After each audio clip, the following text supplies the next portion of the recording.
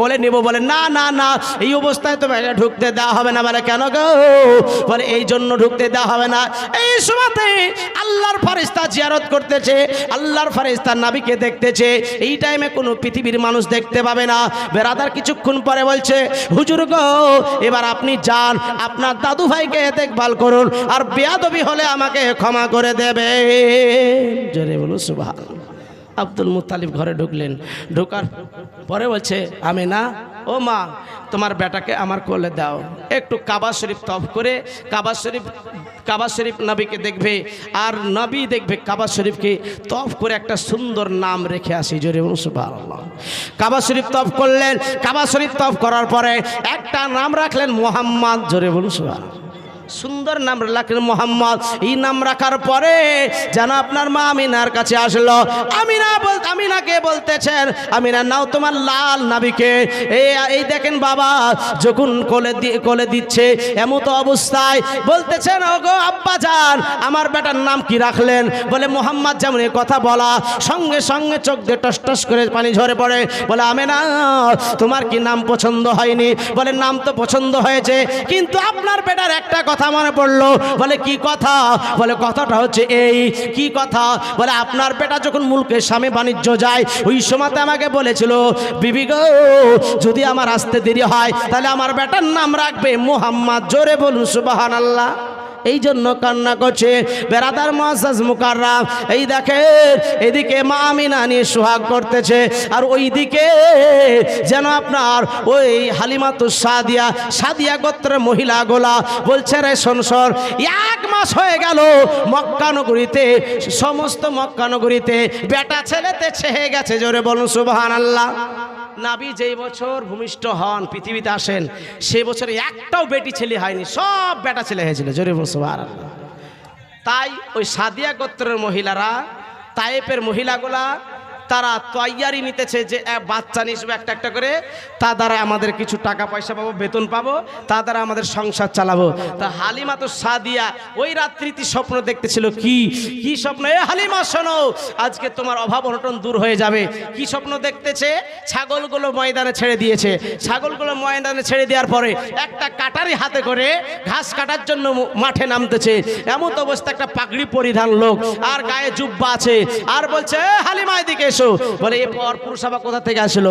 বলছে হুজুর আপনার বাড়ি কোথায়? আপনি কেন আমাকে ডাকতেছেন? বলে আমি হালিমা শোনো, তোমাকে আর এইভাবে আর কষ্ট করতে হবে না, মক্কা নগরীতে চলে যাবে, একটা সুন্দর ছেলে পাবে যার নাম হবে মোহাম্মদ। ওই ছেলেটাকে যদি তুমি পেয়ে যাও তোমার ভাগ্য পরিবর্তন হয়ে যাবে, তুমি মালামাল হয়ে যাবে, তুমি টাকাওয়ালা হয়ে যাবে। হুজুর একটা ছেলে তো আমি মানুষ করতে পারি না, একটা ছেলেকে দুগ্ধ দিতে পারি না, আর যদি আমি এই মুহূর্তে সন্তান আনে আমি কেমন করে দুগ্ধ দিব? আজকে পাড়াপড়শির মানুষ এমনি তো ঘুম হয় না, গালিগালাজ করে। হুজুর এখন কি করব? বলে হালিমা ও তোমার অসুবিধা হবে না, এই দেখো একটা কুয়া দেখা যায়, নারে তাকবীর, নারে সালাত, নারে সালাত, মাসলাকে আলা হযরত হাফেজ কারি মাওলানা মোহাম্মদ ওরে হিকমত আলী। সুবহানাল্লাহ। দেখেন হিকমত আলী সাহেব চলে আছে, আর ওকে ঘুম পাড়াচ্ছে নাকি? সুবহানাল্লাহ সুবহানাল্লাহ। তাহলে আর দেরি করে লাভ নাই, আপনাদের বক্তা চলে এসেছে। আমি এখনো আচ্ছা ঠিক আছে, হালিমা বাড়ি পৌঁছাবে, এখান থেকে শেষ করবো, ঠিক আছে? হ্যাঁ একটা দৌড় ওয়াজাল। সুবহানাল্লাহ। এর লেগে বলে যে ওয়াজ আইনা লাগছে নাকি? আমার নবীর সাথে কারো তুলনা। জোরে বল সুবহানাল্লাহ। হয়নি, হবে না, হতে পারে না, আমার নবীর সাথে কারো তুলনা। তুলনা তো দূরের কথা, ছায়াও মিলে না, তুলনা তো দূরের কথা, ছায়াও মিলে না, হয়নি হবে না, হতে পারে না আমার নবীর সাথে কারো তুলনা।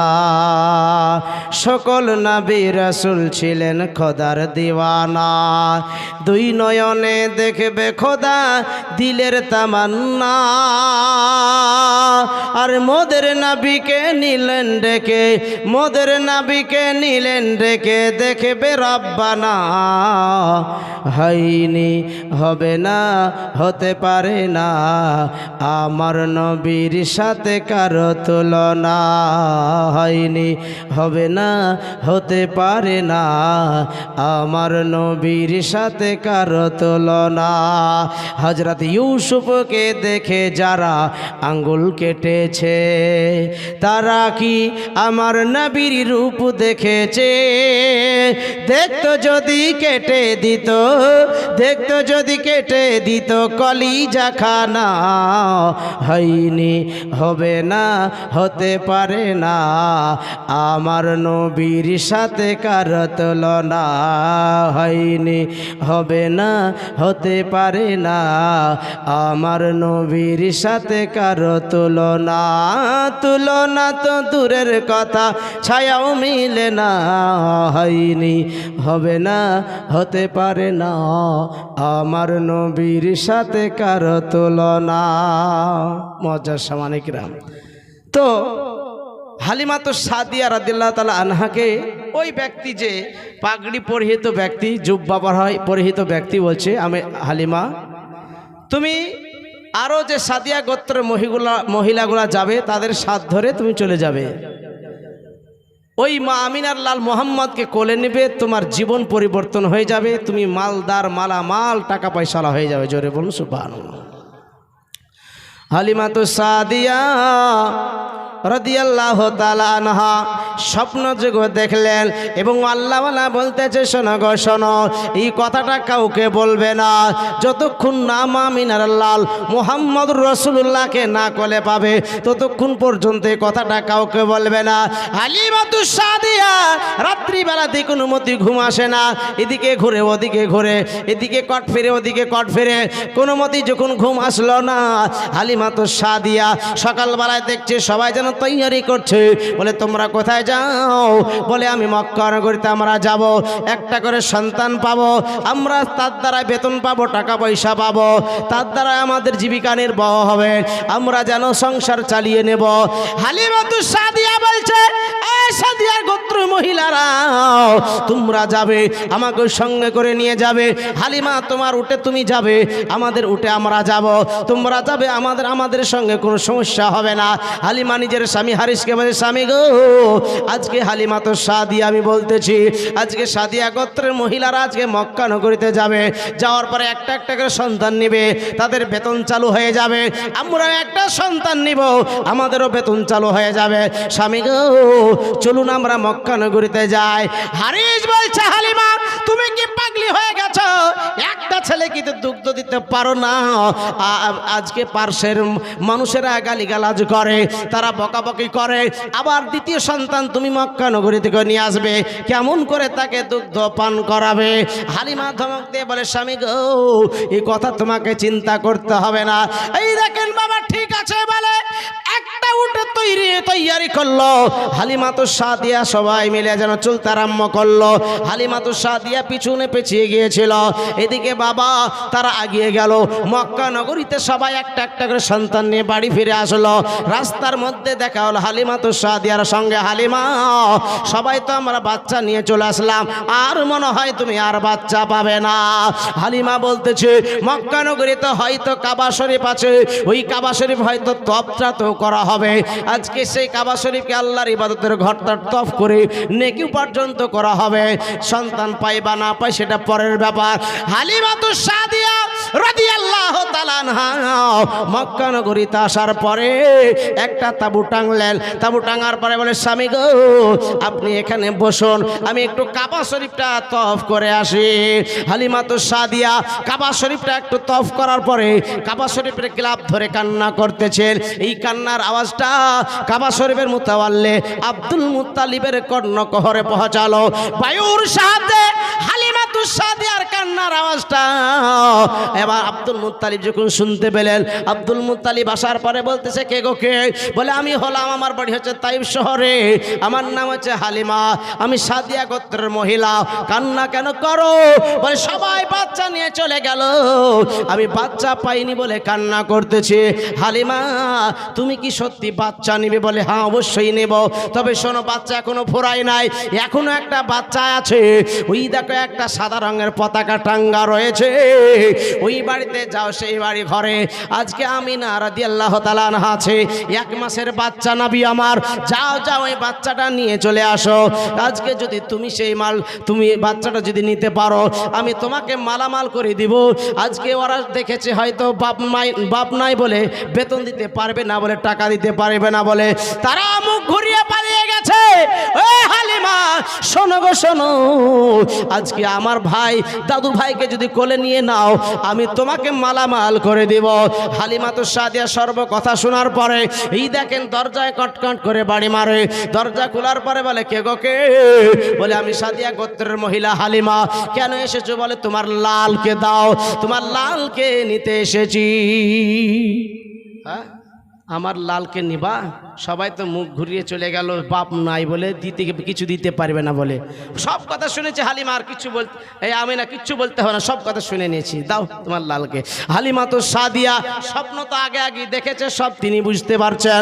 যেমন আপনার আমার নবী মুস্তাফা সরওয়ারে কায়নাত সাল্লাল্লাহু আলাইহি সাল্লামের মুখের কাপড়টা যেমনই সরিয়েছে, নবী আমার চোখটা খুলে হালিমার দিকে চোখে চোখে রেখে মুচকি মুচকি হেসেছে। হালিমাতুস সাদিয়ার যেন মনটা আনন্দে উচ্ছ্বাল হয়ে গেছে। জোরে বলুন সুবহানাল্লাহ। হালিমাতুস সাদিয়া বলছে, আরে এত সুন্দর ছেলে, গোটা ঘর যার নূরে আলোময় হয়, এই নবী মুস্তাফাকে সঙ্গে করে কোলে যেমন নিয়েছে। হালিমাতুস সাদিয়া রাদিয়াল্লাহু তাআলা আনহার যেন শরীরটা যেন জীর্ণ শীর্ণ ছিল, আপনার যেন শরীরে যেন আপনার কোনো শক্তি ছিল না। একটা স্থানে দুগ্ধ হতো, কিন্তু ডান পাশের দুগ্ধ স্থান থেকে দুগ্ধ বের হতো না। হালিমাতুস সাদিয়া যেমন কোলে নিয়েছে, শরীর তরুতাজা হয়ে গেছে, আর যে স্থানে দুগ্ধ ছিল না, একেবারে 2 স্থানে দুগ্ধতে পরিপূর্ণ হয়ে গেছে। শুধু তাই নয়, হালিমাতুস সাদিয়া বলে, এত দুগ্ধ আমার স্থানে হয়েছে যেন কাপড় পর্যন্ত ভিজে যায়। হালিমাতুস সাদিয়া আমার নবী মুস্তাফার মুখে বুঠাটা যেমন দিয়েছে আমার নবীর মুখ মোবারকায়, আমার নবী মুস্তাফা দুগ্ধ পান করতে লেগেছে। হালিমাতুস সাদিয়া বলে, আহারে যে স্থানে দুগ্ধ বের হতো না, আর সেই স্থানে দুগ্ধ বের হয়। আমার নবী মুস্তাফা দুগ্ধ পান করানোর পরে আমার নবীকে বাম দিকের স্থানে মুখ লাগায়, আমার নবী কোনো মতেই মুখ লাগায় না। বেরাদার, আমার নবী যখন বড় হয়েছিলেন তখন হালিমাতুস সাদিয়া জিজ্ঞাসা করেছিল, হালিমা বলেছিলেন, ইয়া রাসূলুল্লাহ আপনি কেন বাম দিকের স্থানে মুখ লাগান নাই? বলে, মা গো মা, এই জন্য মুখ লাগাই না, পৃথিবীর মাঝে আমি হককে বুঝিয়ে দেওয়ার জন্য এসেছি, হক মারার জন্য পৃথিবীতে আসি নাই। আমি দেখতেছিলাম আমার একটা দুধ ভাই মহিবর, যার নাম দুধ ভাই ছিল, যদি আমি ওই দুগ্ধটা খেয়ে নিতাম, আমার ভাই মহিবরের আপনার যেন হক নষ্ট করা হতো। 2টো হক আছে, হুকুকুল্লাহ হুকুকুল ইবাদ। একটা হুকুকুল্লাহ আল্লাহর হক, অর্থাৎ আল্লাহর ইবাদত, হুকুকুল্লাহ আল্লাহর ইবাদত, আর হুকুকুল ইবাদত হচ্ছে বান্দার হক। বান্দার হক যদি নষ্ট করে দেয়, তো আপনি যদি 1000 আপনি হজ করেন, ও হজ কাজে লাগবে না, সিজদা ঠুকলেও কোনো কাজে আসবে না।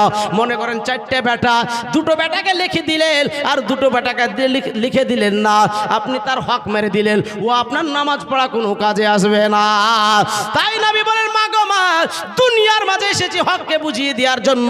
হালিমাতুস সাদিয়া রাদিয়াল্লাহু তাআলা আনহা বিদায় নিয়ে এবার তাঁবুতে গেলেন। স্বামী গো, ও স্বামী আপনাকে বলি, আজকে যেই উটের পৃষ্ঠে আমরা চড়ে এসেছি, এই উটটা ছিল দুর্বল, যান ওই উটের স্থান থেকে দুগ্ধ দহন করে নিয়ে আসো।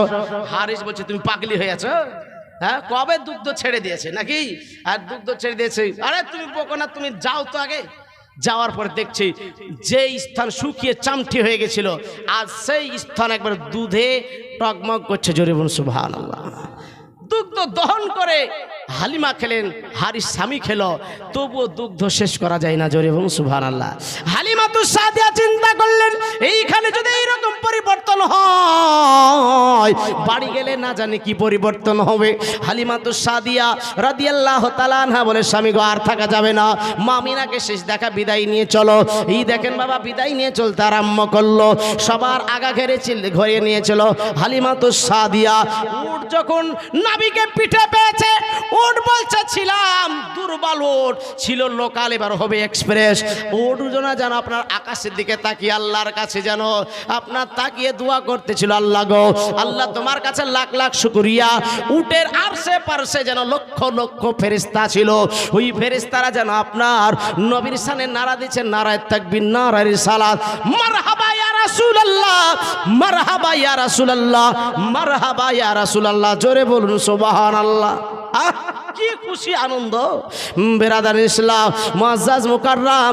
এই দেখেন নবী মুস্তাফাকে সঙ্গে করে নিয়ে যেন চলতে আরম্ভ করলো। চলতে চলতে তাদের আগা ঘেরে নিয়েছে। এরা বলতেছে, আরে হালিমা, এই উটটা কি আসলে তোর উট না, কারো গুহালে বেঁধে নিজে চুরি করে নিয়ে এসেছিস? হালিম বলছে, এই দেখো ঝগড়া বাঁধানোর চেষ্টা করছি। হ্যাঁ, পায়ে পা বাঁধিয়ে নিজে নিজে ঝগড়া বাঁধানোর চেষ্টা করছে। তুমি দেখো কার উট। দেখছে সত্যি তো উটটা তো ওয়ারি, তাহলে একই করে হলো। বলে, শোনো, এই নবী মুহাম্মদ রাসূলুল্লাহকে পাওয়ার কারণ হয়েছে। জোরে বলুন সুবহানাল্লাহ। এই যে নবীর বরকত, নবী পাককে যেমনই বাড়ি নিয়ে দেখতেছেন, যাওয়ার পর দেখছে যে সব ছাগলগুলো বাচ্চা ছেড়ে দিয়েছে, তাদের আজকে স্তন শুকিয়ে গেছিল, তাদের স্তনে দুধে পরিপূর্ণ হয়ে গেছে। হাড়ির হাড়ি দুগ্ধ দহন করে শেষ করা যায় না। জোরে বলুন সুবহানাল্লাহ। হালিমাতুস সাদিয়া এত বড় লোক হয়েছিল, বিস্তারিত ঘটনার ভিতরে 10 রাত লাগবে, 10 রাত। নবী মুস্তাফার জীবনে কমসে কম আমি 7 রাত করেছি, কমসে কম 10 রাত যদি করি তবে তো আপনার শুনে শান্তি পড়বেন। নবীর জীবনী সারা জীবন করেও শেষ হবে না, কিন্তু কমসে কম 10 রাত করলে আপনি বুঝতে পারবেন। তো যাই হোক, আমি ওয়াজ আগে বাড়াবো না। নবী মুস্তাফা সাল্লাল্লাহু তাআলা আলাইহি সালাতু সালাম আজকে নবী মুস্তাফাকে জন্য শেষ বারের মতো ফিরিয়ে দিয়ে এসেছিল। হালিমাতুস সাদিয়া রাদিয়াল্লাহু তাআলা আনহাকে 1000 উট দিয়েছিল। জোরে জোরে বলুন সুবহানাল্লাহ। 1000 উট। হালিমাতুস সাদিয়া যখন যাচ্ছে, হালিমা শুধু উট নিবে, আরো কিছু নাও, একটা সোনার গোটা দিয়েছিলেন। জোরে বলুন সুবহানাল্লাহ। হ্যাঁ, তারা বলছে, আরে হালিমা আজকে নাবিকে পেয়ে বড় লোক হয়ে গেল, আমরা না পেয়ে আজকে আমরা ওই রকমই থেকে গেলাম। যাই হোক বাবা জীবন, অনেক লম্বা বিস্তারিত ঘটনার বক্তা চলে এসেছে, আর একটা বক্তা আরাম করছে নাকি, আর ওয়াজ আগে বাড়ছে না। আবার যদি আল্লাহ কোন দিন নিয়ে আসায় তো ইনশাল্লাহ শুনবেন। এখান থেকে বক্তৃতা করলাম, বলার মাধ্যমে ভুল ত্রুটি ক্ষমা প্রার্থী। সবাই পুরো আস্তাগফিরুল্লাহ রব্বি মিন কুল্লি যামবি ওয়া আতুবু ইলাইহি লা হাওলা ওয়ালা কুওয়াতা ইল্লা বিল্লাহিল আলিয়্যিল আযীম লা ইলাহা ইল্লাল্লাহু মুহাম্মাদুর রাসূলুল্লাহ সাল্লাল্লাহু তাআলা সাল্লাম। হায়াত বাকি তো মুলাকাত বাকি। আসসালামু আলাইকুম ওয়া রাহমাতুল্লাহি ওয়া বারাকাতুহু।